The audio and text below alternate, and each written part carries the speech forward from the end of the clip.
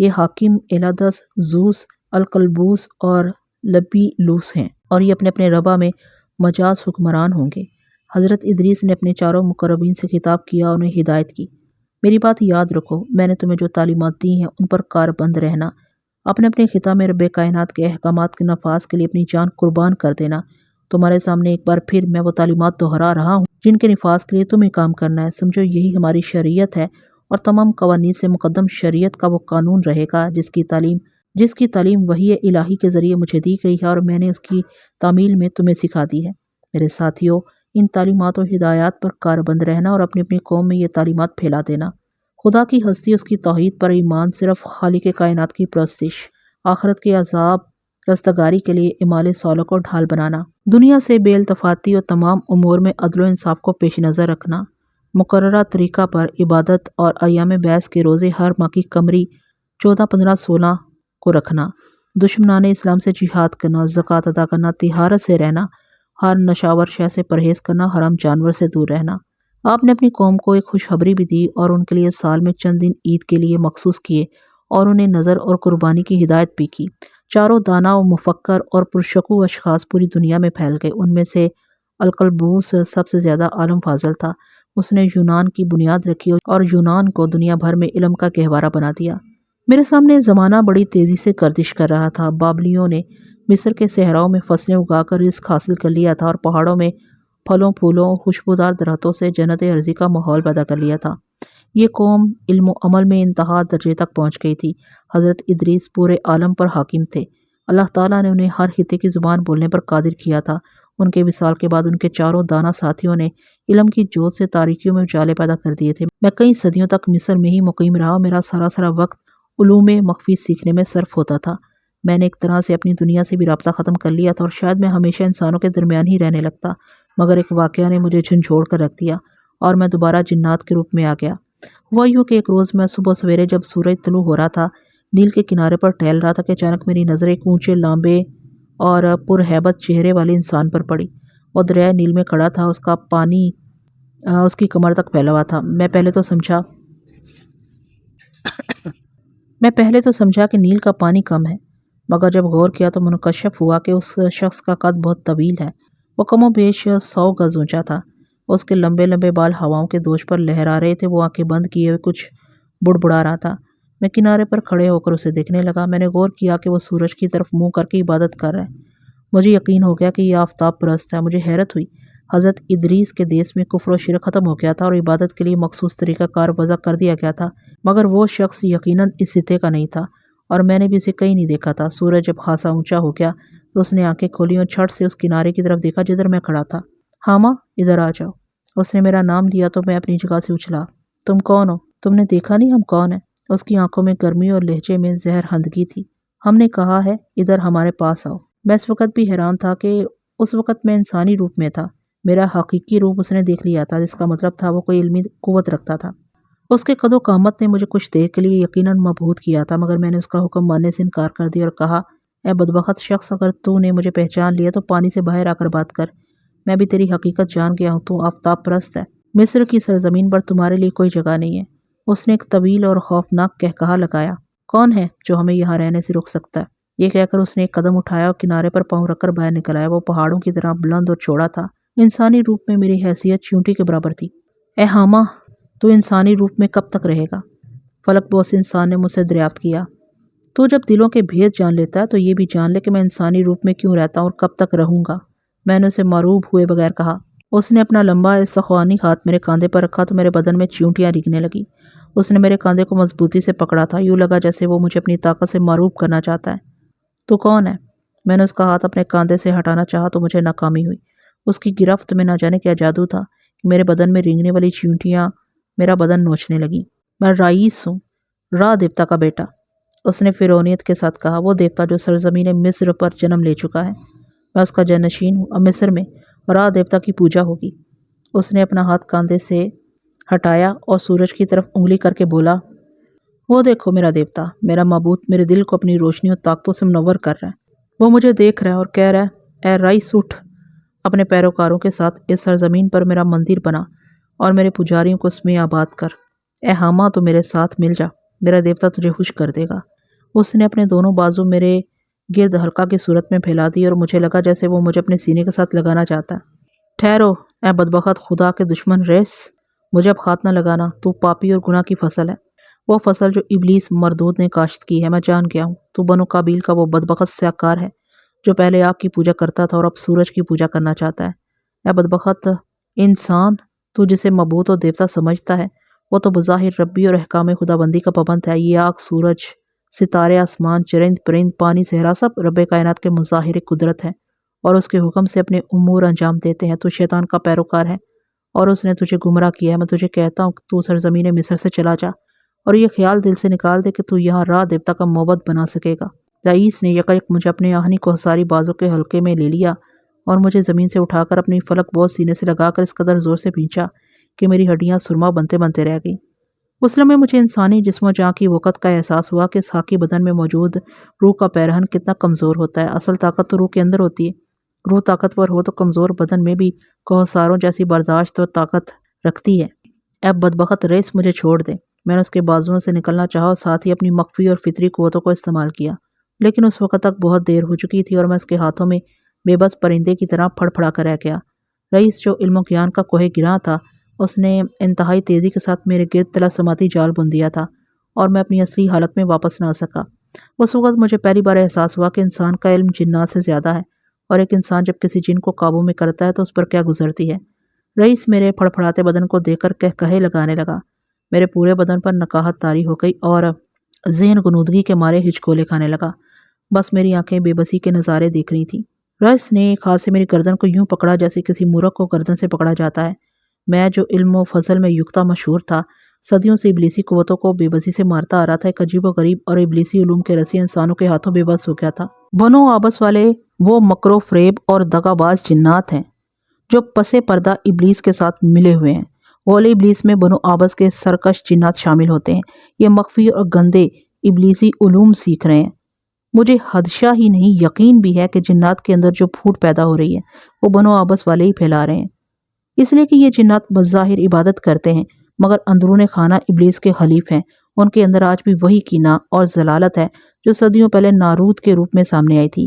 یہ قبیلہ جنات پر حکومت کرنا چاہتا ہے، اس لیے تمام قبائل کو کمزور کر کے خود غالب آنا چاہتا ہے۔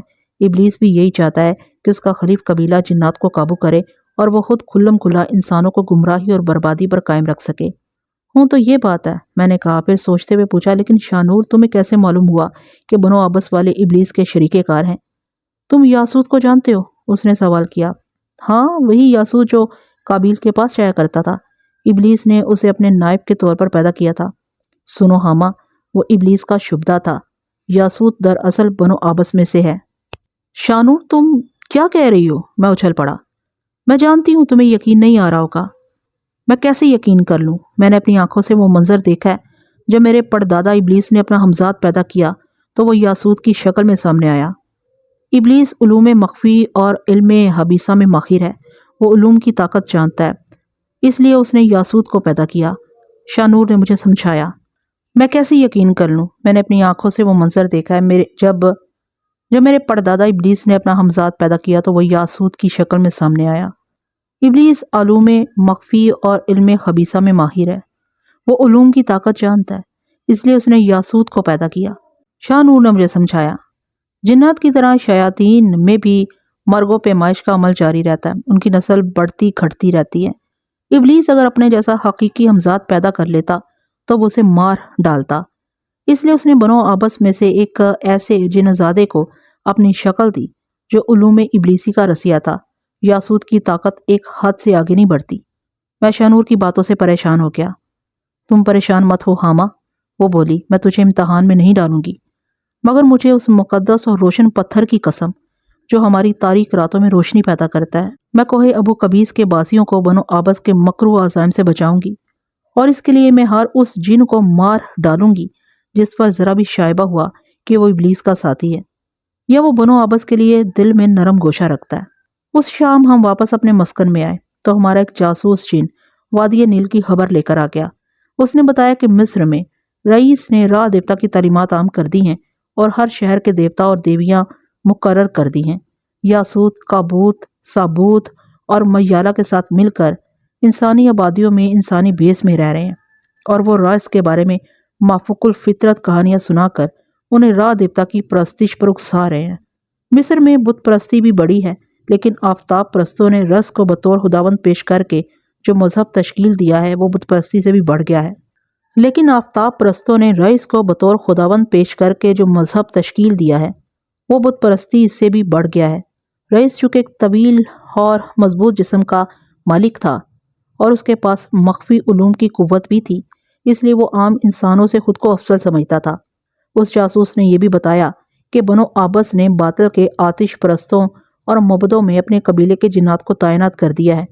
انہیں خدشہ ہے کہ حامہ اور شاہ نور ان مبدوں کو مسمار کرنے کے لیے آئیں گے۔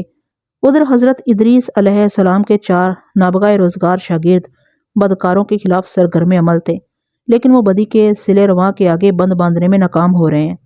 جاسوس جن کی اطلاعات نے مجھے بے چین کر دیا۔ اس شام میں نے عمائدین کوہ ابو قبیس کو اکٹھا کیا اور ساری صورتحال ان کے سامنے رکھی، اور انہیں بتایا کہ بنو آبس کے سرکش جنات ابلیس کے حلیف ہیں، اور وہ نہ صرف بنو آدم علیہ السلام بلکہ جنات کے خلاف بھی سرگرم ہیں، لہٰذا ان کے خلاف جہاد کی تیاری کرنا چاہیے۔ مجھے سب قبائل کے جنات نے جہاد کی اجازت دی۔ اس کے بعد میں فلکے زیریں پر علمدار جنات کے سردار صالح بن منتشا کے پاس گیا اور اس سے بھی جہاد کی اجازت طلب کی۔ اس نے بھی مجھے اجازت دی اور چند حکمت افروز باتیں سمجھائیں۔ میں واپس آیا اور شاہ نور سے کہا کہ وہ بنو آبس اور ابلیس کے خلاف ایک بہت بڑے جہاد کی تیاری کرے۔ شاہ نور تو پہلے ہی سے تیار بیٹھی تھی۔ میری بات سن کر وہ خوش ہو گئی۔ چند روز بعد ہمارا لشکر جرار تیار ہو گیا اور ہم بنو آبس اور ابلیس سے سپاہ کو نیست و نابود کرنے کے لیے کوہ ابو قبیس سے روانہ ہو گئے۔ لشکر جنات مصر کے آسمان کی بلندیوں پر آ کر ٹھہر گیا تھا۔ سورج ہمارے سروں پر دہک رہا تھا، جس سے جنات کے بدنوں میں آتش حیات بھڑکنے لگی تھی۔ ان کے رگوں پہ سے آتش کی سیال بہنے کو بےتاب تھا۔ آسمان صاف تھا۔ میں نے آسمان کی بلندیوں سے نیل کے پانیوں کو دیکھا تو حیران رہ گیا۔ نیل کے کنارے کے شمالی جانب ایک شہر بے مثال آباد ہو چکا تھا۔ میں ایک عرصہ سے کوہ ابو قبیس میں جنات کے معاملات میں الجھا رہا تھا اور پلٹ کر مصر کو اپنی آنکھوں سے نہیں دیکھا تھا، صرف جاسوس جنات کی اطلاعات سے اہل مصر سے آگاہ ہوتا رہتا تھا۔ میں جب اس شہر کو دیکھ رہا تھا تو میرا ایک معتمد جن رافیل میرے پاس آیا۔ وہ سرتاپا شعلہ انتقام بنا ہوا تھا۔ اس کے سپرد جنات کا ایک شجاع قبیلہ تھا۔ اس نے مجھے بتایا، اے عظیم حامہ، تو جس شہر کو دیکھ رہا ہے یہ تیرے پردادا کی تعلیمات کا گڑھ بن چکا ہے۔ تیرا دشمن رئیس یہاں کا خداوند ہے۔ اس نے را دیوتا کے نام پر اس شہر کا نام ہیلیو پولس رکھا ہے۔ رئیس یاسوت سے ابلیس کی تعلیمات حاصل کرتا رہتا ہے۔ اس نے مصریوں کو گمراہ کرنے کے لیے مجلس نورتن جنم دی ہے۔ یہ دیوی دیوتاؤں کی مجلس ہے جسے وہ پساجت کہتے ہیں۔ اے میرے معتمد، پہلے یہ تو بتا کہ تجھے اتنی معلومات کہاں سے ملی ہیں؟ رافیل نے اپنے آتشی کوڑے کو اپنی گردن کے گرد حمائل کر کے اپنی اطاعت کا اظہار کیا اور ادب سے بولا، اے جنات کے سردار، تو جانتا ہی ہے کہ میں جاسوس جنات کا علمبردار ہوں۔ اے جنات کے سردار، تو جانتا ہی ہے کہ میں جاسوس جنات کا عملدار ہوں۔ اس لیے میں یہ معلومات حاصل کرتا رہتا ہوں کہ زمین پر بسنے والی حاکم مخلوق انسان ترقی کر کے کہاں تک پہنچا ہے اور وہ خدائے واحد سے یگانہ کیوں ہو رہا ہے۔ اے سردار حامہ، اگر تو اجازت دے تو تجھے بتاؤں کہ یاسوت جو مجسم ابلیس ہے، اس نے راس کو ایسے دیوی دیوتاؤں کے نام بتائے ہیں جن کی وہ عبادت کراتا ہے، اور اس نے مصر میں 4 بڑے شہر آباد کر کے وہاں کے الگ الگ دیوتا مقرر کیے ہیں۔ اس نے دیوتاؤں کے معبد تعمیر کرائے ہیں اور وہاں اپنے تربیت یافتہ پروہت اور جادوگر مقرر کیے ہیں۔ رافیل، شاہ نور نیل کی فضاؤں کو سونگھتے ہوئے بولی، تو یہ بتا کہ یہ نورتن کیا ہے؟ اے ناموس جنات، ابلیس نے مصر میں آفتاب پرستی کا مذہب پیدا کیا ہے۔ اس نے آتوم کو خالق اور معبود کا نام دیا ہے اور انہیں باور کرایا ہے کہ ان کے خالق معبود نے عظیم دیوی دیوتاؤں کے 4 جوڑے جنم دے کر کائنات چلانے کا نظام بنایا ہے۔ آتوم دیوتا جو کہ را دیوتا یعنی سورج کا نام ہے، یہ مجلس نورتن آتوم کے احکامات کے مطابق کائنات کا نظام چلاتی ہے۔ اے عظیم شہزادی شاہ نور، آتوم نے جو 4 جوڑے دیوی دیوتاؤں کے مقرر کیے ہیں وہ یہ ہیں: مشو دیوتا، یہ ہوا اور فضا کا دیوتا ہے۔ اس کی بیوی تفوت ہے جو بارش کی دیوی ہے۔ ان دونوں کی اولاد گیب دیوتا یعنی زمین اور اس کی بیوی نوت دیوی یعنی آسمان ہے۔ گیب اور نوت کی اولادیں زیری دیوتا یعنی رویدگی اور اس کی بیوی اسد دیوی ہے جو زرخیز پانی اور زرعی زمین پر قادر ہے۔ عظیم دیوی دیوتاؤں کا چوتھا جوڑا ساتت دیوتا صحرا ہے۔ اس کی بیوی نفتیس دیوی ہے جو زمین کو بنجر بناتی ہے۔ پس اے عظیم ہاما، تمہارے پڑدادا نے مصریوں کو دیوی دیوتاؤں کی تعلیمات میں پھانس رکھا ہے، اور اس کا پیکر بد یاسوت ہیلیو پولس کے سب سے بڑے مندر کے پروہت اور خداوند راس کو ہر روز بدی کا ایک نیا دیوتا دیتا ہے۔ راس کا یہ مندر دوسرے شہروں کے لیے ہدایت جاری کرتا ہے۔ اس مندر کی بھی ایک مجلس نورتن ہے جو راس، یاسوت، کابوت، سالوت اور دوسرے پیروہتوں کی شکل میں بدی کے احکامات جاری کرتی ہے جن پر دوسرے شہروں کے پروہت عمل کرتے ہیں۔ اے عظیم ہاما، ان شہروں کے دیوتاؤں کے نام بھی سن لو۔ انہیں آتوم، سوس، یتاہ، آمن را اور خنوم کہتے ہیں۔ میں نے غضب کے مارے اپنے پہلو پر ہاتھ مارا تو فضا میں ایک شعلہ پیدا ہوا جس سے میرا بدن سلگنے لگا۔ میں تڑپا اور بے قراری کے عالم میں بولا، شانور، یہ ہمارا معتمد ہمیں کیسی خرافات سنا رہا ہے؟ کیا یہ درست ہے کہ ابلیس مردود نے انسانی عقلوں کو مسخر کر لیا ہے؟ اس نے انسانوں کے قلب و نظر پر پہرے بٹھا دیے ہیں۔ خیف صد خیف، شانور، انسان کتنی جلدی گمراہ ہو جاتا ہے۔ شانور نے میرے کاندھے پر ہاتھ رکھا اور بولی، ہاما، انسان گمراہ ہو جاتا ہے، لیکن یہ مت بھولو کہ یہ مہلوک خاکی خدائے واحد کو انتہائی عزیز ہے، یہ ہم سے بھی افضل ہے۔ آؤ ہم اس مہلوک کی مدد کر کے خدائے واحد کی بارگاہ میں اپنی گستاخیوں اور گناہوں کا کفارہ ادا کریں۔ میں نے اس دوران نیل کے پانی کو دیکھا، ان صحراؤں کو دیکھا، ان گلزاروں اور ٹیلوں پر حسرت سے نظر ڈالی جہاں میں ایک زمانے میں مقید کر دیا گیا تھا۔ آج وہ خطہ امن و گلزار ابلیس کا مرکز بن گیا تھا۔ میں نے رافیل سے پوچھا، ہمارا لشکر تیار ہے؟ یہ بتاؤ کہ بنو آبس کی پناہ گاہیں کہاں ہیں؟ اس نے بتایا، ہمارے جاسوس بنو آبس کی آبادیوں کے بارے میں مفصل خبریں لے کر آئے ہیں۔ ان کی سب سے بڑی آبادی ہیلولیو پولس کی پہاڑیوں میں ہے۔ یاسوت کا خاندان انہی پہاڑیوں میں رہتا ہے۔ اور دوسری آبادیاں کہاں ہیں؟ یاسوت نے را دیوتا کے پجاریوں کے دوسرے شہروں ہرمو پولس، ممفس اور تھیپس میں پھیلائی ہوئی ہیں۔ بنو آبس کے جنات غول ابلیس کے ساتھ معبدوں کی حفاظت پر مامور ہیں۔ رافیل نے تفصیلات بیان کی۔ تو پھر تم ایسا کرو، اپنے گروہ کو لے کر ان شہروں پر یلغار کرو اور ہم رئیس اور یاسوت کی مجلس نورتن کا نظارہ کرتے ہیں۔ ہم یاسوت کے خاندان کو جہنم واصل کر دیں گے۔ یاد رکھو رافیل، انسانی آبادیوں پر ظاہر نہ ہونا، سرکش جنات اور ابلیسی سپاہ اور شیطان پروہتوں سے جنگ کرنا۔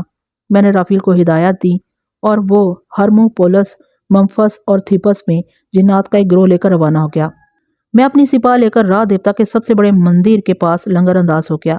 اسے چند کوس کے فاصلے پر وہ میخروتی ٹیلہ تھا جسے بن بن کہا جاتا تھا۔ معبد اس ٹیلے پر آباد تھا۔ یاسوت نے بن بن کے بارے میں یہ کہانی پھیلا رکھی تھی کہ آتوم دیوتا نے بن بن کی میخروتی پہاڑیوں پر جنم لیا تھا۔ مجھے صبح کا منظر یاد آ گیا جب ریس طلوع آفتاب کے وقت نیل میں کھڑا ہو کر عبادت کر رہا تھا۔ مجھے سمجھ آ گئی کہ وہ را دیوتا بن کر مصریوں کو مرعوب کرتا رہتا تھا، اسی لیے اس نے ان پہاڑیوں کو آتوم دیوتا کی پیدائش کا مقام قرار دیا تھا۔ حالانکہ یہ پہاڑیاں میری دیکھی بھالی تھی اور میں ان پر کئی صدیوں تک قیام پذیر رہا تھا، مگر اب ابلیسی طاقتوں نے ان پہاڑیوں کو متبرک قرار دیا تھا۔ جو ہی ہمارا لشکر صف پہ صف ترتیب پا گیا، ہم نے بنو آبس پر باقاعدہ یلغار کا منصوبہ بنایا۔ اس وقت مجھے ایک بات کی حیرت ہو رہی تھی کہ بنو آبس کا کوئی چنہ ہمیں نظر نہیں آ رہا تھا۔ ان کی آبادیاں بدستور ہماری نظروں سے اوجھل تھیں۔ میں نے شانور سے اس بات کا اظہار کیا تو اس نے کہا، مجھے گمان ہے کہ یاسوت اور رئیس کی طاغوتی طاقتوں نے ان آبادیوں پر طلسمی پردے گرا دیے ہیں، اس لیے وہ ہمیں نظر نہیں آ رہے۔ نہیں شانور، میں نہیں سمجھتا کہ یاسوت میں اتنی قدرت ہے کہ وہ بنو آبس کے جنات کو اسرار کے پردوں میں چھپا سکتا ہے۔ ہاما ابھی اتنا کمزور نہیں ہوا کہ اس کی نظروں سے کوئی شے اوجھل ہو جائے۔ تو پھر تمہارا کیا خیال ہے کہ وہ کہاں ہوں گے؟ شانور نے سوال کیا۔ میں نے اسے جواب دینے سے بیشتر سوچا کہ اگر واقعی یاسوت اور رئیس نے سرکش جنات کو اسرار کے پردوں میں چھپا دیا تو اس کا مطلب ہے کہ انہیں یہ خبر ہو چکی ہے کہ ہم اپنی سپاہ کے ساتھ آ گیا ہے، اس لیے انہوں نے حفاظت کے خیال سے انہیں چھپا دیا۔ یکایک میرے ذہن میں ایک اور بات آئی اور میں نے کہا، کہیں وہ ہماری گھات میں نہ بیٹھے ہوں۔ ممکن ہے ایسا ہی ہو، میں دیکھتی ہوں وہ کہاں چھپے ہوں گے۔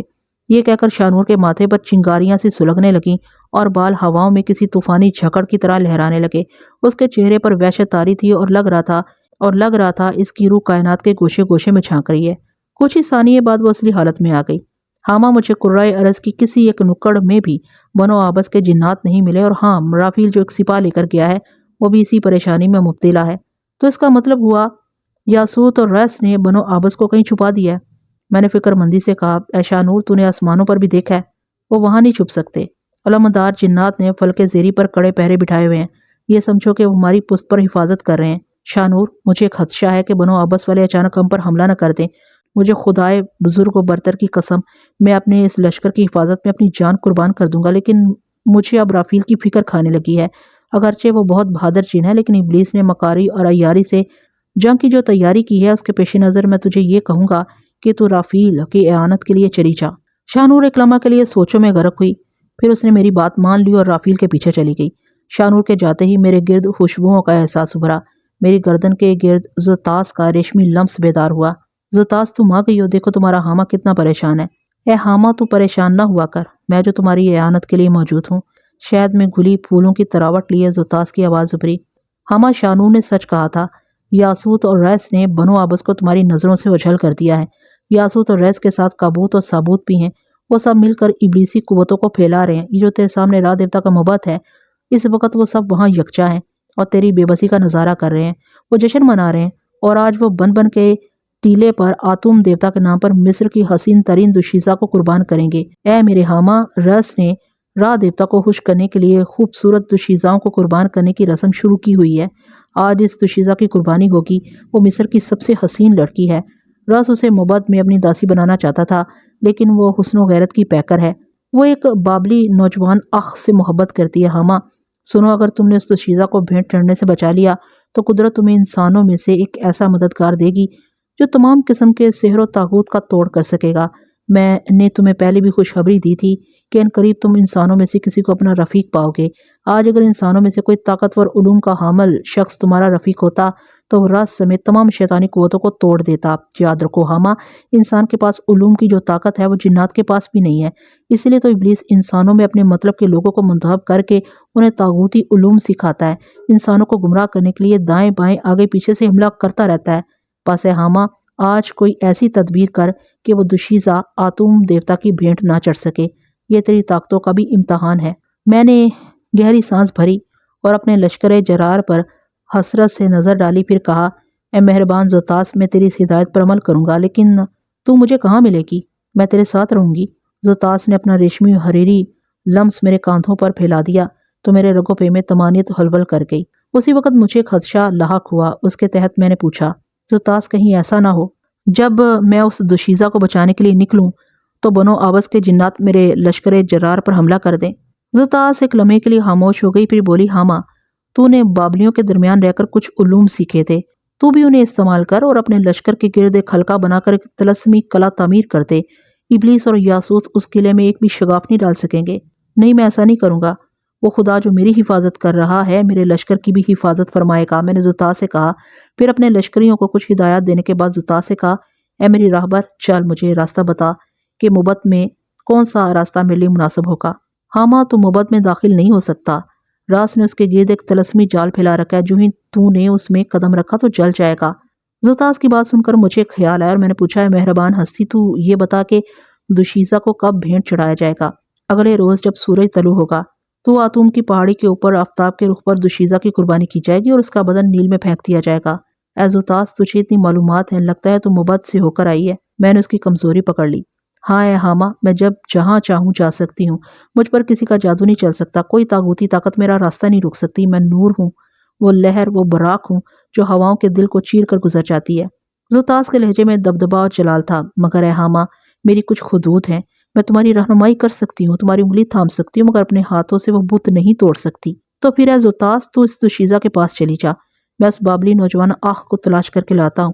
اگر تجھے گمان ہے کہ یہ دوشیزہ اور اس کا محبوب میرے مددگار بن سکتے ہیں تو اے زوتاس، میں اس نوجوان کو علم کی وہ طاقت بخشوں گا کہ راز کے مبت کے سارے مینارے کرچی کرچی ہو کر گر جائیں گے اور ابلیس کی یہ پناہ گاہ رعد و برق سے تباہ ہو جائے گی۔ میرے جنات کے آتشی کوڑے جہنمی محلوں کو راکھ کے ڈھیر میں بدل ڈالیں گے۔ یہ کہہ کر میں نے زوتاس کو مبت میں بھیج دیا اور خود اپنی علوم کی طاقت سے بابلی نوجوان آخ کو تلاش کرتا ہوا اس تک پہنچ گیا۔ وہ دجلہ کے کنارے غم و فراق میں بیٹھا ہجر کے نوحے گا رہا تھا۔ وہ طویل قامت فولاد بدن نوجوان تھا، اس کا روپ آفتاب کی روپیلی کرنوں جیسا سنہرا تھا، لمبے لمبے بال اس کے شانوں تک لہرا رہے تھے، اس کے بدن کی پور پور سے طاقت کا سیلِ رواں پھوٹ رہا تھا، لیکن اس لمحے وہ اپنی محبوبہ کے ہجر میں رو رہا تھا۔ مجھے اس مرد رانہ کی مردانگی پر تعجب ہوا جو ایک عورت کے فراق میں درد و غم میں ڈوبا ہوا تھا۔ اس کی آواز میں لرزش تھی، سیر افروز اور دلگداز آواز میں اس کے سینے کا غم فضاؤں کو غمزدہ کیے ہوئے تھا۔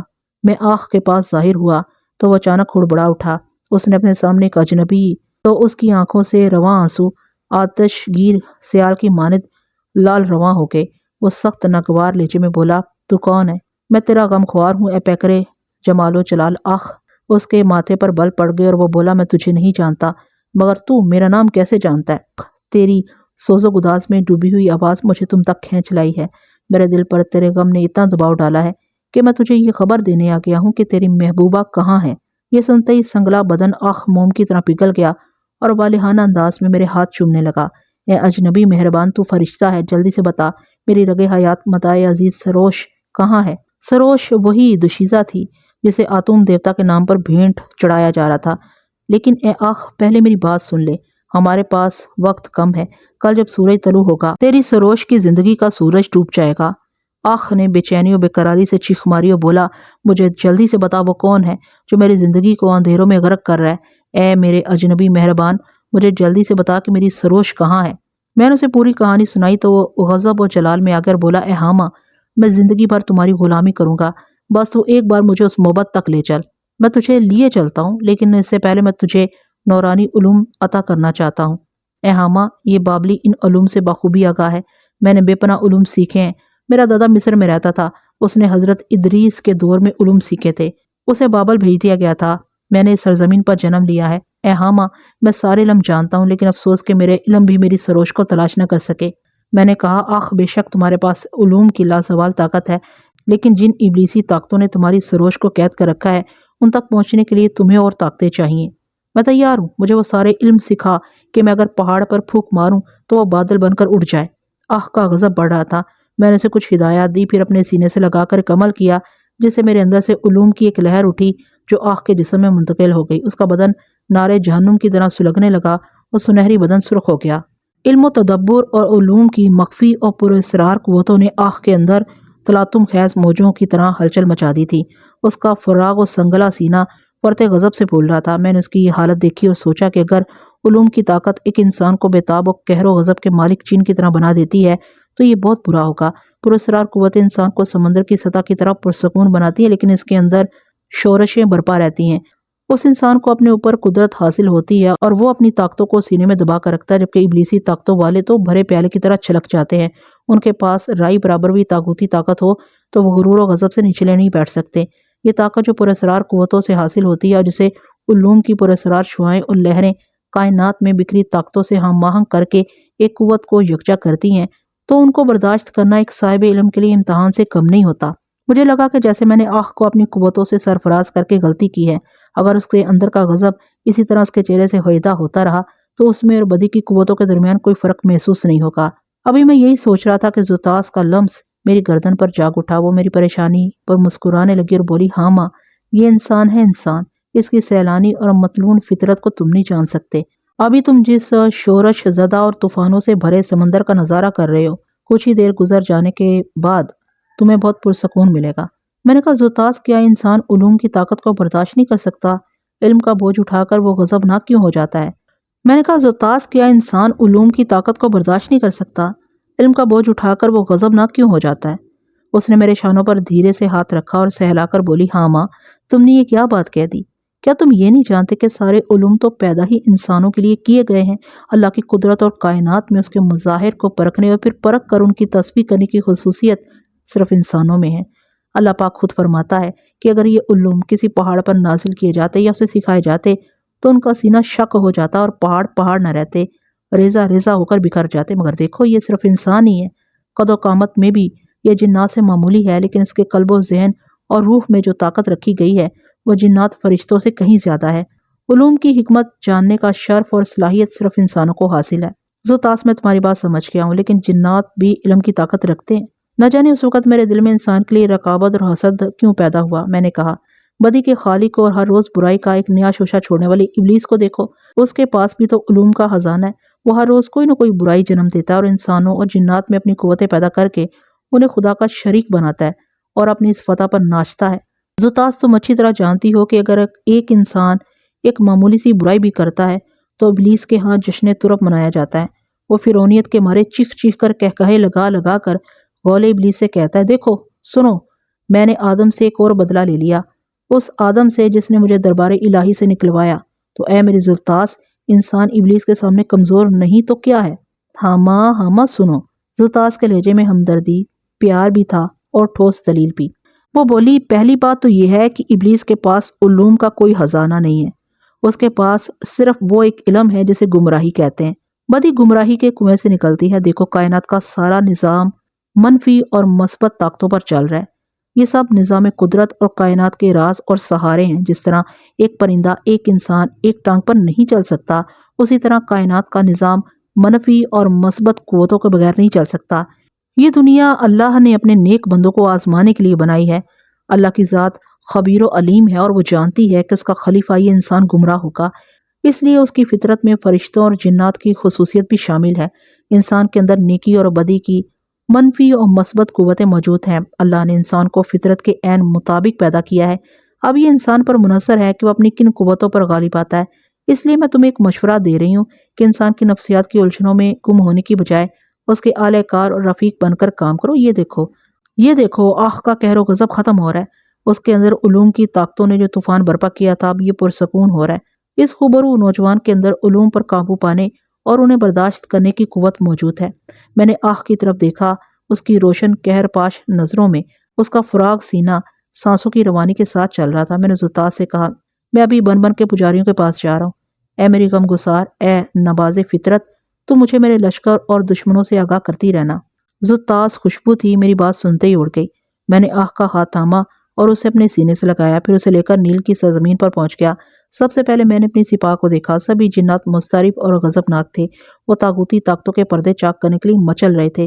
میں نے انہیں کچھ دیر کے لیے صبر کرنے کا کہا اور پھر آہ کو لے کر مبد کی طرف روانہ ہو گیا۔ صبح کے ستارے کا چراغ آفتاب کی روشنیوں میں گل ہو گیا تھا۔ ہاں، اس لمحے بعد آفتاب نے طلوع ہو جانا تھا۔ یہی وہ وقت تھا جب سروش کو آتوم دیوتا کی قربانی دی جانی تھی۔ ہم جب مبد کے علاقے میں پہنچے تو ہر سو غول ابلیس اور جنات کی سرکش نسلوں یعنی بھوت پریت اور ارواح خبیثہ کو مبد کی حفاظت پر مامور پایا۔ ان کے ہاتھوں میں کوہستانی جانوروں کی ہڈیاں تھیں۔ فضا میں مزمار کی دھنیں منتشر ہو رہی تھیں اور اس کا سحر بڑھ رہا تھا۔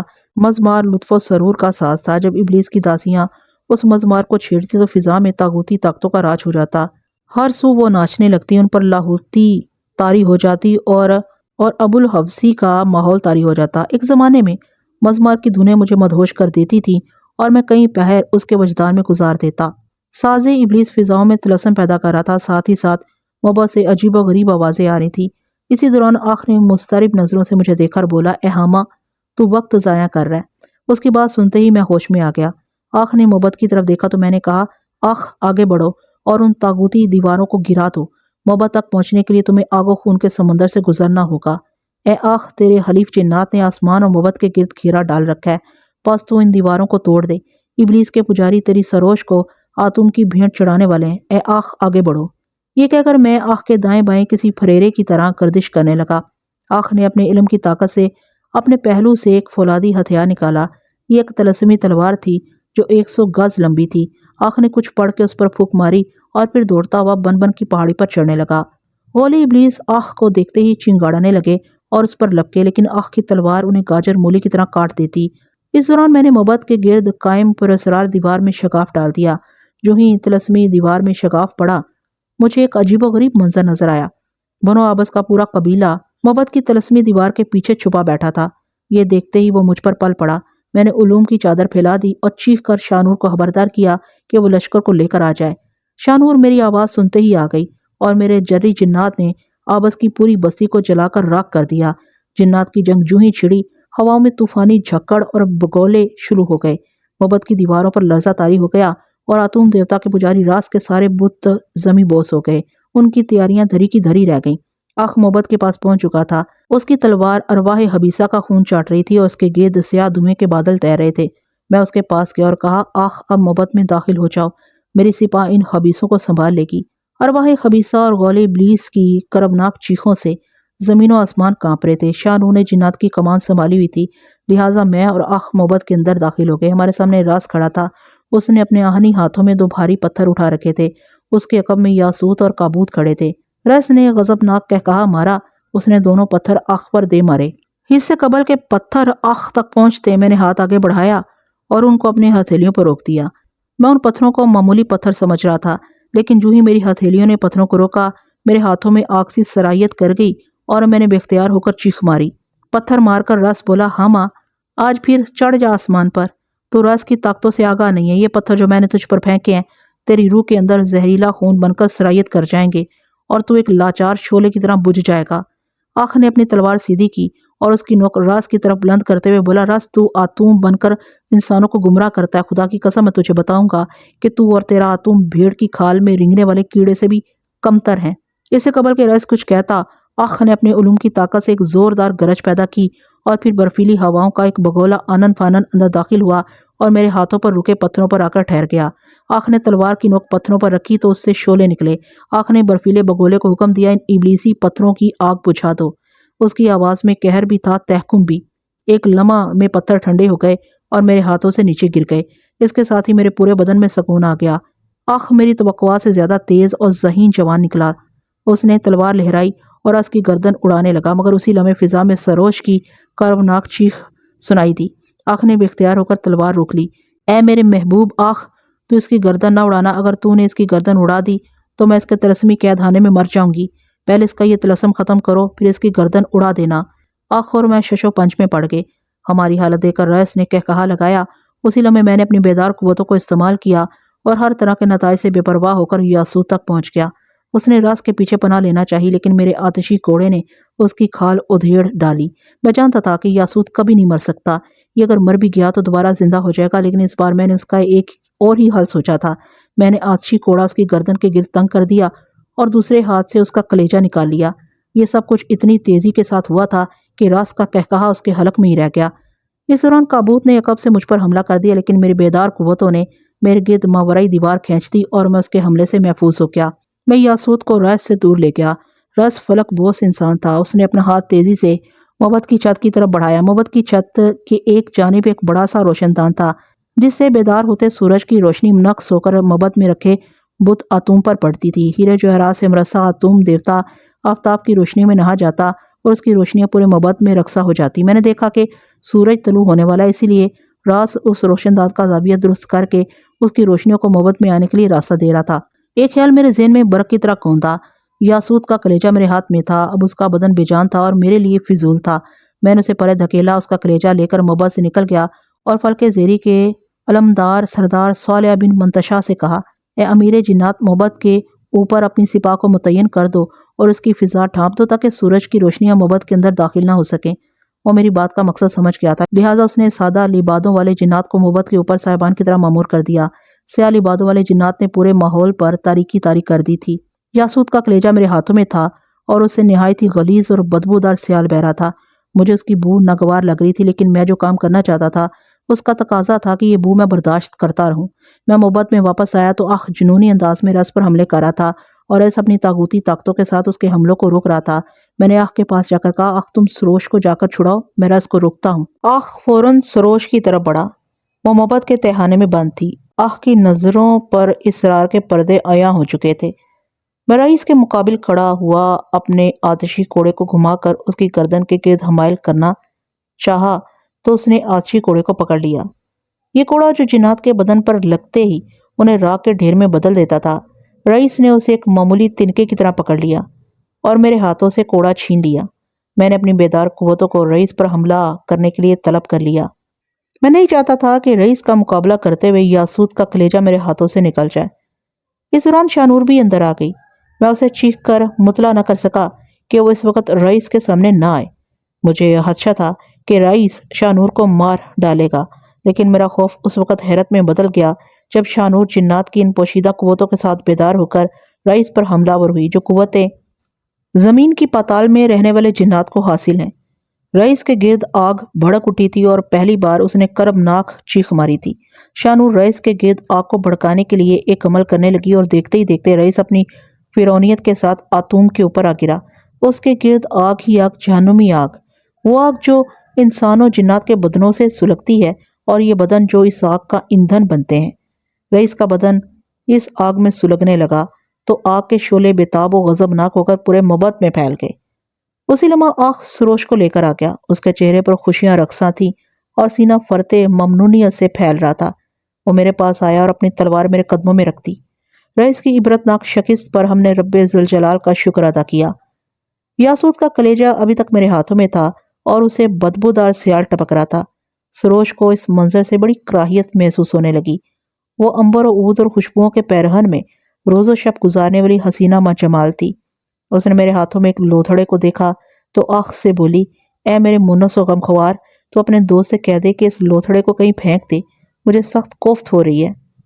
آنکھ کے بولنے سے پہلے ہی میں مسکرا دی اور کہا، اے جان عزیز، تو جسے لوتھڑا سمجھ رہی ہے، یہ ابلیس مردود کے اس موکل اور ہمزاد کی جان ہے۔ اسے اگر پھینک دیا تو یاسود پھر زندہ ہو جائے گا۔ تو پھر اس کا کیا کرو گے؟ سروش نے اپنی ناک دباتے ہوئے پوچھا۔ میں اسے آنکھ کے سپرد کر دوں گا اور اس پر وہ عمل پڑے گا جس کے بعد یاسود ہمیشہ کے لیے مر جائے گا اور ابلیس کے دل پر گہرا زخم لگے گا۔ وہ اپنے بیٹوں کے ساتھ بیٹھ کر روئے گا اور خود پر لعنت بھیجے گا اور کہے گا، میں نے یاسود کو اپنا ہمزاد کیوں بنایا؟ اگر آنکھ یہ عمل نہ کر سکا تو؟ سروش کو ابھی تک معلوم نہیں تھا کہ اس کا محبوب ماورائی طاقتوں کا مالک بن چکا ہے۔ میں نے آنکھ کی جانب دیکھا تو وہ معنی خیز انداز میں مسکرانے لگا۔ اس پر میں نے سروش کو تنگ کرنے کے لیے کہا، تو پھر اے مہجبین، تیرا محبوب تجھ سے بچھڑ جائے گا۔ یہ سننا تھا کہ سروش شدت غم و خوف سے کانپ اٹھی۔ اس کی دراز گھنی پلکوں کے سائے میں گہری آنکھوں کے ساغر میں موتی جھلمل کرنے لگے۔ یہ دیکھ کر شاہ نور نے مجھے جھڑک دیا اور بولی، ہاں ماں، تو نے سروش کا دل توڑ دیا ہے۔ پھر وہ سروش کے پاس گئی اور اسے اپنے ساتھ لپٹا کر بولی، سروش، یہ تمہیں تنگ کر رہے ہیں، تم ہمارے ساتھ چلو۔ ہاما نے جو کہا ہے وہ آنکھ کو کرنا ہوگا۔ شاہ نور سروش کو لے کر بابل چلی گئی اور میں اور آنکھ نیل کے کنارے چلے گئے۔ جانے سے قبل میں نے لشکر جنات کو کوہ ابو قبیس روانہ کر دیا اور آفیل سے کہا کہ وہ دشمن قبائل کو راہ راست پر لانے کے لیے اپنے وفود ان کے ہاں بھیجے۔ بنو عبس کے شر پسند جنات چن چن کو مار دیے گئے تھے۔ ایک آدھ بچ گیا، وہ جان بچانے کے لیے کہیں چھپ گیا تھا۔ آنکھ نے بن بن کی پہاڑی اور آتوم کے مندر کو تباہ کر دیا تھا۔ لہٰذا جب ہم دونوں نیل کے کنارے پہنچے تو سورج خاصا بلند ہو چکا تھا۔ میں نے سورج کی طرف نظریں اٹھائیں اور حسرت ناک لہجے میں کہا، افسوس کہ انسان تیری آگ کو معجزہ سمجھتا ہے، لیکن تیری یہ آگ جو نارے جہنم سے کمتر ہے، تیرے حالی کو پہچان پاتی۔ اے آنکھ، اگر انسان سورج کو صرف روشنی کا منبع سمجھے اور خدا ذوالجلال کی نعمت سمجھے تو یہ رب کائنات کی کبریائی کا اعتراف ہو گیا۔ انسان کو صرف یہ سمجھنا چاہیے کہ یہ چاند، ستارے، ہوا، آگ، سورج اور پانی سب اس شان الہی کے مظاہر ہیں۔ انہیں اللہ نے پیدا کیا ہے، یہ اللہ کی نشانیاں ہیں انسانوں کے لیے، اور عبادت و اطاعت کا حق صرف اللہ کی ذات کے لیے ہے۔ وہ مالک ہے، یہ کائنات کے ذرے اور مظاہر اس کے غلام ہیں۔ غلاموں کو سجدہ نہیں کیا جاتا۔ ساری کبریائی اور شان کا مالک صرف اللہ کی ذات ہے۔ آنکھ میری باتیں غور سے سنتا رہا۔ میں نے نیل کے کنارے ایک گہرا چوڑا گڑھا کھودا اور کچھ خوشبودار لکڑیاں جلا کر اس گڑھے میں پھینک دی اور آنکھ سے کہا کہ وہ یاسود کے کلیجے کو اس آگ پر گرا کر کچھ عمل کرے تاکہ یاسود اپنی بدی اور گمراہی کی راکھ سمیت اس آگ میں غرق ہو جائے۔ آنکھ نے میرے کہنے پر وہ عمل کیا اور اللہ نے اس کے علم کو طاقت عطا کی کہ یاسود کا کلیجہ بھڑکتی ہوئی آگ میں ڈال دیا۔ اس لمحے میں نے اس گڑھے کے گرد ایک حلقہ طلسم قائم کر دیا۔ میں جانتا تھا کہ ابلیس اور فرزندان ابلیس اس آگ کو بجھانے کے لیے بھرپور حملہ کریں گے، لہٰذا میں نے جو ہی حلقہ قائم کیا، زوتاس میری مدد کو آ گئی۔ اس کی آمد سے مجھے بے حد تقویت ملی۔ وہ قدرے غصے میں بولی، ہاں ماں، تو نے ابلیس کو تنگ کرنے کے لیے یہ کھیل کھیلا ہے۔ کیا تم نہیں جانتے کہ ابلیس تجھے اپنی طاقتوں سے ہراساں کر دے گا اور اس کی شدت انتقام بڑھ جائے گی؟ زوتاس، میں ابلیس کی طاقتوں سے مرعوب نہیں ہوں۔ میں اسے بتا دوں گا کہ باطل کی قوتیں حق کی قوتوں سے طاقتور نہیں ہوتی۔ اسے آنے دو اور دیکھنا میں اسے عبرتناک شکست دے کر بھیجوں گا۔ آنکھ نے میری ہدایات کے مطابق یاسود کے کلیجے کو آگ پر ڈالا تو بھڑکتی ہوئی آگ کے شعلے طوفان کی طرح آسمان کی طرف بلند ہوئے اور اس میں سے شور و غوغا بلند ہوا۔ بدروحوں کے بین سنائی دینے لگے اور طاغوتی و ابلیسی محلوق کی چیخ و پکار اور سینہ کوبی کی آوازیں سنائی دینے لگی۔ میں اس حصار کے پاس کھڑا تھا اور منتظر تھا کہ ابلیس کب اپنے لشکر اور بیٹوں کے ساتھ آتا ہے۔ میں اس کا منتظر ہی رہا۔ سورج ڈوب رہا تھا اور گڑھے میں آگ مسلسل بھڑک رہی تھی۔ زوتاس نے اس لمحے مجھے ایک عجیب بات کہی۔ اس نے کہا، ہاما، تیرا پردادا ابلیس مکر و فریب میں ماہر ہے۔ وہ جانتا ہے کہ ہاما کو فلک زیریں اور دنیا کے ہر کونے میں بسنے والے جنات کی عملداری مل چکی ہے، اس لیے وہ تیری طاقت سے خائف ہو گیا ہے۔ وہ یہاں نہیں آئے گا۔ اس نے تجھے دھوکہ دیا ہے اور بزدلوں کی طرح بھاگ گیا ہے۔ وہ چالاک و مکار ہے، اس لیے وہ تجھ پر کسی اور رخ سے حملہ کرے گا۔ آنکھ نے میری ہدایات کے مطابق یاسود کے کلیجے کو آگ پر ڈالا تو بھڑکتی ہوئی آگ کے شعلے طوفان کی طرح آسمان کی طرف بلند ہوئے اور اس میں شور و غوغا بلند ہوا۔ بدروحوں کے بین سنائی دینے لگے اور طاغوتی ابلیسی محلوق کی چیخو پکار اور سینہ کوبی کی آوازیں سنائی دینے لگیں۔ اس کے ساتھ ہی آنکھ باہر نکلا۔ اس نے ہاتھوں میں چٹکی بھر راکھ پکڑی ہوئی تھی۔ میں نے راکھ اس کے ہاتھوں سے لے لی اور کہا، آخ یہ راکھ وہ طوفان ہے جو غول ابلیس پر پھینکی جائے تو ان کے بدنوں کو آگ لگا دے گی۔ آنکھ نے حیرت سے میری طرف دیکھا اور بے چینی سے بولا، ہاں ماں، اگر تو مجھے اجازت دے تو میں سروش کے پاس چلا جاؤں۔ میں اس کی بیکلی جان کیا تھا، لہٰذا اسے جانے دیا اور خود دریائے نیل کے پاس ٹہلنے لگا۔ زوتاس کا لمس میری گردن کے گرد اپنا طلسم بکھیر رہا تھا۔ وہ میرے ساتھ اٹکلیاں کر رہی تھی۔ ہم دونوں خاصی دیر تک باتیں کرتے رہے۔ میں اس کی شیریں باتوں سے بے چین ہو رہا تھا۔ ایک مدت ہوئی تھی زوتاس کو میرے قریب آئے ہوئے، اور صرف 2 مرتبہ ہی اس کے جلوہ حسن سے نظروں کو خیرہ کیا تھا۔ وہ اب میرے پاس آتی تھی، باتیں کرتی تھی، لیکن ظاہر نہیں ہوتی تھی۔ میں نے جب اس سے یہ خواہش ظاہر کی کہ وہ مجسم میرے سامنے کیوں نہیں آ رہی تو وہ بولی، ہاں ماں، شاہنور کو معلوم ہو گیا ہے کہ تو زوتاس کے ساتھ ہے تو وہ تجھے کچا کھا جائے گی۔ میں ایک جن زادی کی فطری رغبت اور حسد کو بخوبی جانتا تھا، اس لیے زوتاس کی بات سن کر میں نے دوبارہ نہیں کہا کہ وہ میرے سامنے آئے۔ اپنی خواہشوں کو سینے میں ہی دبائے رکھا۔ رات ہو چکی تھی اور آسمان ستاروں سے چمک رہا تھا۔ زوتاس چلی گئی تھی اور میرا دل بے قرار سا ہو رہا تھا۔ اسی لمحے مجھے فضا میں شور سنائی دیا۔ کیا دیکھتا ہوں کہ فضا میں ایک باریش نورانی چہرہ پورے کرۂ ارض پر چھایا ہوا ہے اور بازو کھولے میری جانب بڑھ رہا ہے۔ میں نے اس سے پہلے اس نورانی چہرے کو نہیں دیکھا تھا۔ وہ مجھ سے مخاطب ہوا، ہاں ماں، ہاں ماں، میرے بیٹے دیکھ تیرے عقب میں کیا ہو رہا ہے۔ میں نے دیکھا کہ نیل کے پانیوں میں لکڑی اور کپڑوں سے بنی ایک بڑی سی کشتی ہچکولے کھا رہی تھی۔ ہاں ماں، اس کے اندر جا کر دیکھو اندر کون بیٹھا ہے۔ میں اس نورانی روپ سے مرعوب ہو گیا اور کشتی کے اندر چلا گیا۔ کشتی وسیع و عریض تھی۔ اس میں ایک محجبین بال بکھرائے مزمار بجا رہی تھی۔ ماحول میں عنبر کی خوشبو پھیلی ہوئی تھی۔ مزمار سنتے ہی میرے ذہن میں جھماکا ہوا اور زوتاس کی بات یاد آ گئی۔ اس نے کہا تھا کہ ابلیس مکر و فریب کا پتلا ہے، وہ کسی اور روپ میں آ کر تجھے پھانسے گا۔ اس نے مجھے پھانسنے کے لیے ایک سحر آفریں ماحول پیدا کیا تھا۔ میں اس کی حقیقت جان گیا اور میں نے کشتی کو غرق کر دیا۔ اسی لمحے ابلیس کی چنگاڑ سنائی دی اور وہ دہائی دیتے ہوئے بولا، ہاں ماں، میں تجھے چھوڑوں گا نہیں۔ میں دیکھوں گا تو کب تک مجھ سے بچتا رہے گا۔ میرے ہمدرد، معتمد اور مہربان حاکی دوست، میں جو صدیوں سے زندہ ہوں، صدیوں سے ابلیس کے ساتھ مصروف جنگ ہوں، مجھے ابلیس کے بارے میں اب کوئی خوش فہمی نہیں رہی۔ ابلیس ازل سے مکر و فریب سے انسانوں و جنات کو گمراہ کرتا آیا ہے۔ آؤ آج تجھے اس کے مکر و فریب کے چند ہتھیاروں سے روشناس کراؤں۔ اللہ کے نیک بندوں نے مجھے جو تعلیمات دی ہیں اور جو انہوں نے بتایا ہے اور جو میں نے ازل سے دیکھا ہے، تجھے بھی ان رازوں سے آگاہ کرتا ہوں۔ شیطان کا مکر یہ ہے کہ وہ انسانوں پر اس قسم کا جادو کر دیتا ہے کہ اس کو سب سے بڑی مضر چیز نافع ترین نظر آنے لگتی ہے۔ شیطان نمر باطل کو اس طرح چکنا چپڑا کر کے خوبصورت شکل میں پیدا کرتا ہے کہ حق بات خلاف واقعہ نظر آنے لگتی ہے۔ عقلوں کو اس درجہ مسخ کر دیتا ہے کہ حق بات سجھائی نہیں دیتی ہے۔ اسی ابلیس نے آدم و حوا کو جنت سے نکلوایا اور قابیل کے ہاتھوں حابیل کو قتل کرایا۔ حضرت نوح علیہ السلام کی قوم کو غرق کرایا، قوم عاد کو تیز آندھی سے تباہ کرایا۔ حضرت صالح علیہ السلام کی قوم چیخ سے ہلاک ہوئی۔ حضرت لوط علیہ السلام کی قوم کو زمین میں دھنسایا اور ان پر سنگ باری کرائی۔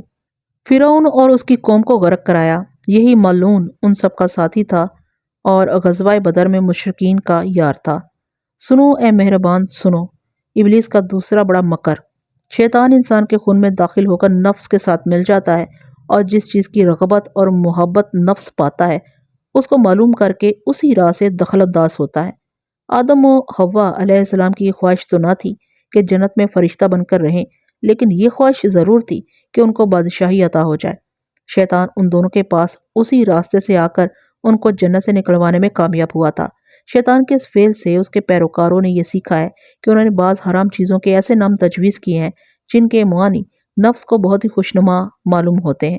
مثلاً شباب کا نام ام الفرخ، خوشیوں کی جڑ، سود کا نام معاملہ، محصول کا نام حقوق شاہی، فسق کی مجلسوں کا نام مجلس نشاط وغیرہ۔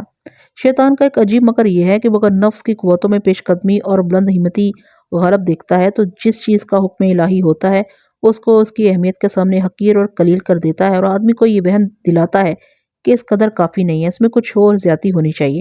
اور اگر نفس پر سرکشی غالب دیکھتا ہے تو ہمت کو مقدور معمور سے کاہل اور سست کر دیتا ہے۔ نتیجہ یہ ہوتا ہے کہ یا تو وہ اس کو بالکل ہی چھوڑ بیٹھتا ہے یا اس میں کوتاہی کرنے لگتا ہے۔ مثال کے طور پر طہارت کے باب میں یا تو بعض لوگ اس قدر تفرید کرتے ہیں کہ طہارت کے واجبات بھی صحیح طور پر ادا نہیں کر پاتے، یا اس قدر افراط میں مبتلا ہو جاتے ہیں کہ وہ پانی استعمال کرتے کرتے تھک جاتے ہیں مگر ان کی تسلی و اطمینان نہیں ہوتا۔ اسی طرح شیطان کبھی کبھی کسی قوم کو اس درجہ میں گرا دیتا ہے کہ وہ پیغمبر کو قتل کر دینا معمولی بات خیال کرتے ہیں۔ یہودیوں کو ابلیس نے حضرت عیسیٰ علیہ السلام کے بارے میں اس درجہ گرایا کہ انہوں نے حضرت عیسیٰ کو جھٹلایا، ان کی والدہ پر تہمت لگائی، اور نصارہ کو حضرت عیسیٰ کے بارے میں اس درجہ بڑھایا کہ انہوں نے حضرت عیسیٰ کو خدا کا درجہ دیا۔ کبھی شیطان ایسا کرتا ہے کہ وہ لوگوں کے دلوں میں نکمے خیالات ڈال دیتا ہے۔ وہ خدا کی باتوں کو تو یقین کا درجہ نہیں دیتے، خدا کے احکام کے مقابلے میں امور عقل اور حکمت کو زیادہ یقینی سمجھتے ہیں۔ فانوس قرآن سے روشنی حاصل کرنے کی بجائے منطق و فلسفہ یونانی میں لوگوں کو لگا دیتا ہے، جس کا نتیجہ یہ ہوتا ہے کہ وہ دین و ایمان سے عاری ہو جاتے ہیں، جس طرح گندے ہوئے آٹے میں سے بال بالکل صاف نکل آتا ہے۔ ایک مکر شیطان کا یہ بھی ہے کہ شیطان آدمی کو ایسے لوگوں سے خوش خلقی، ہندہ روئی اور خوش گفتاری کو کہتا ہے جن کی بدی سے بچنا بجز تر شروعی اور وہ گردانے کے ممکن نہیں۔ اس خوش خلقی اور خندہ روئی کے بعد آدمی کو ان کی بدی سے بچنا مشکل ہو جاتا ہے۔ ایک مکر شیطان کا یہ بھی ہے کہ شیطان انسان کو اپنے نفس کی عزت و حفاظت کا حکم وہاں دیتا ہے جہاں پروردگار کی خوشی نفس کی ذلت اور اہانت میں ہوتی ہے۔ مثلا کفار یا منافقوں سے جنگ یا بدکاروں اور ظالموں کو امر بالمعروف اور نہی عن المنکر ہیں۔ شیطان یہ خیال پیدا کرتا ہے کہ ان باتوں سے تو اپنے نفس کو ذلت میں ڈال کر دشمنوں کو اپنے اوپر غالب کرنا چاہتا ہے، ان کے طعنے اپنے اوپر لینا چاہتا ہے۔ اس کا انجام یہ ہوگا کہ تیری عزت جاتی رہے گی اور اس کے بعد نہ کوئی تیری بات مانے گا نہ تیری بات سنے گا۔ اور جس جگہ نفس کی بہتری عزت و حفاظت میں ہوتی ہے وہاں اپنے نفس کو ذلیل و خوار رکھنے کو کہتا ہے۔ مثلا آدمی کو کہتا ہے کہ رئیسوں کے سامنے ذلیل بنا رہے، اور دل میں یہ ڈال دیتا ہے کہ اس امر کے اختیار کرنے سے تیرے نفس کی عزت ہوگی۔ ایک مکر شیطان کا یہ بھی ہے کہ آدمی کو کسی ایک گوشہ مثلا کسی مسجد یا مسافر خانہ یا کسی مزار پر قید کر کے بٹھا دیتا ہے اور کہتا ہے کہ اگر تو یہاں سے نکلے گا تو لوگوں کی نظروں سے گر جائے گا۔ ان باتوں سے شیطان کا مقصد یہ ہوتا ہے کہ وہ لوگوں کو امر بالمعروف اور نہی عن المنکر کرنے سے باز رکھے۔ اس کے علاوہ اور بھی بہت سی غرضیں ہوتی ہیں، مثلا اپنے آپ کو بڑا جاننا، لوگوں کو حقیر سمجھنا، یا ریاست کا قیام، بشرطے کہ اس کے عندیہ میں لوگوں سے ملنے سے ریاست ملنے کی امید ہو اور یہ چاہتا ہو کہ لوگ مجھ سے ملیں، میں نہ ملوں، وہ میرے پاس آئیں اور میں ان کے پاس نہ جاؤں۔ اس خیال سے وہ شخص اللہ تعالیٰ کے تقرب کی چیزوں کو چھوڑ کر ان باتوں میں لگ جاتا ہے جن سے لوگ اس کے پاس آئیں۔ حامہ مجھے ابلیس کے مکر و فریب سے آگاہ کرتے ہوئے چونک پڑا۔ اس نے اپنی زبان میں ساریہ سے کچھ کہا اور وہ اسی لمحے اپنا ریشمی آنچل لہراتی ہوئی غائب ہو گئی۔ میرا خیال تھا کہ ساریہ کسی خاص مشن پر گئی ہے۔ میں ذرا سنبھل کر بیٹھ گیا کیونکہ اس سے پہلے جب بھی حامہ نے ساریہ کو اچانک کہیں بھیجا کوئی نہ کوئی فساد ضرور ہوتا تھا۔ اس دوران میں نے دیکھا کہ حامہ جو ابلیس کے مکر و فریب کا ذکر کر رہا تھا اسے چپ سی لگ گئی تھی۔ میں نے غور کیا، وہ زیر لب کچھ پڑھ رہا تھا۔ میرے لیے اس کی آواز مکھیوں کی بھنبھناہٹ جیسی تھی۔ میں دم بخود بیٹھا تھا، میرے عقب میں ایک مشعل جل رہی تھی۔ اسی دوران ایک بھاری بھرکم جن جس نے سفید چوغا اوڑا ہوا تھا اندر داخل ہوا۔ اس کے ہاتھوں میں ایک تھال تھا جس میں کچھ خوشبویات سلگ رہی تھیں۔ غار کے ملجگے اندھیرے میں خوشبویات نے سحر طاری کر دیا تھا۔ حامہ نے گمبھیر نظروں سے اس کی طرف دیکھا۔ جن نے دوزانو ہو کر حامہ کو سلام کیا اور تھال اس کے سامنے رکھ دیا، پھر الٹے قدموں واپس چلا گیا۔ حامہ نے نظریں تھال پر جما دی اور سلگتی ہوئی خوشبویات پر کچھ پڑھ کر پھونکا۔ ایک لطیف سی آگ تھال میں بھڑکی اور ساتھ ہی غار میں غراہٹ سی پیدا ہوئی۔ یوں لگا جیسے کسی درندے نے سوتے سوتے انگڑائی لی ہے۔ حامہ غیر مانوس زبان میں برابر کچھ پڑھ رہا تھا۔ مجھے ایک دم خوف سا محسوس ہونے لگا اور بدن پر کپ کپی طاری ہو گئی۔ پوری غار کا ماحول مجھے عجیب اور دہشت بھرا دکھائی دینے لگا۔ حامہ کے چہرے سے نور کی چادر سرک رہی تھی اور اس کا پرجلال چہرہ صدیوں کے روپ سروپ بدلنے لگا۔ ایسے لگ رہا تھا جیسے کسی بت پر رکھے ہوئے بے شمار نقاب سرکا کر اسے بے نقاب کیے جا رہا ہے۔ میں سہم کر پیچھے ہوا اور غار کی دیوار سے ٹیک لگا لی۔ مشعل عین میرے سر کے اوپر روشن تھی۔ نہ جانے اس سمے مجھے حامہ سے بے تحاشا ڈر کیوں لگنے لگا تھا، حالانکہ میں خود بھی عملیات جانتا تھا اور یہ چاہتا تو اپنے گرد حصار قائم کر کے ہر طرح کے خطرات سے محفوظ رہ سکتا تھا۔ میں ابھی سوچ بچار میں مبتلا تھا کہ مجھے اپنی گردن کے گرد ایک ریشمی لمس کا احساس ہوا۔ میں بے اختیار اپنی گردن سے ہلانے لگا تو میرے کانوں میں کسی کی رس کھولتی آبشاروں کی ترنم جیسی، بلبلوں کی چہکار جیسی سرگوشی ہوئی۔ اے ہمارے حامہ کے مہربان، تو گھبرا کیوں رہا ہے؟ تیرے اندر دہشت کیوں پیدا ہو رہی ہے؟ آرام سکون کے ساتھ بیٹھ جا، میرا حامہ اپنی تھکاوٹ اتارنے کے لیے ورزش کر رہا ہے۔ اپنے علوم کو پکار رہا ہے، اپنا دم پختہ کر رہا ہے۔ تم کون ہو؟ میں اس کی آواز کے سحر میں ڈوب گیا۔ میں وہ ہوں جس کا ذکر حامہ تجھے کرتا رہتا ہے۔ اس نے تجسس آمیز لہجے میں کہا، کیا تم شانور ہو؟ میں نے بے اختیار پوچھا۔ نہیں، میں زوتاس ہوں۔ وہ میرے کانوں کی لو پر اپنا لمس جگاتے ہوئے بولی تو میرے پورے بدن میں راحت و اطمینان کی لہر دوڑی۔ زوتاس، میں زیر لب مدہوش سا ہو کر بولا، تمہارا نام کتنا پیارا ہے، اساطیری سحر و جذب اور فطرت کی رعنائیوں سے بھرا ہوا نام، زوتاس۔ زوتاس، حامہ تمہارا نام بڑی عقیدت سے لیتا ہے۔ ہاں، حامہ ہم سے بہت محبت کرتا ہے، زوتاس گمبھیر لہجے میں بولی تو ایک درد سا اس کے لہجے میں چھپا ہوا تھا۔ اسی لمحے ایک کربناک سی آہ گونجی۔ میں نے دیکھا کہ حامہ ایک طویل انگڑائی لے کر اٹھ رہا ہے۔ اس نے تھال ہاتھوں میں اٹھایا ہوا تھا اور اسے اپنے ناک کے قریب کر کے خوشبویات کو سانسوں سے اندر کھینچ رہا تھا۔ جو ہی ایک سانس کھینچتا، ایک کربناک سی چیخ اس کے پس منظر سے گونجتی۔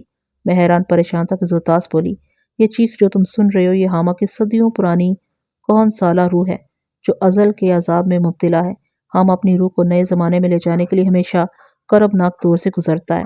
اسے اب تک مر جانا چاہیے تھا، لیکن اس نے ابلیس کے ساتھ ایک طویل جنگ کا آغاز کیا ہوا ہے اور جنات کی حفاظت اور انہیں ابلیس کی دست برد سے بچانے کے لیے یہ کربناک زندگی کا عذاب سہ رہا ہے۔